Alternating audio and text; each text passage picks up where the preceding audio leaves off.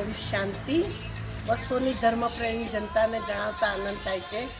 પવિત્ર શ્રાવણ માસના છેલ્લા સોમવારે વસો બ્રહ્માકુમારી વિશ્વવિદ્યાલય દ્વારા પવિત્ર અમરનાથના દર્શન કરવા માટે આપ સૌને અમારું હાર્દિક ઈશ્વરી નિમંત્રણ છે.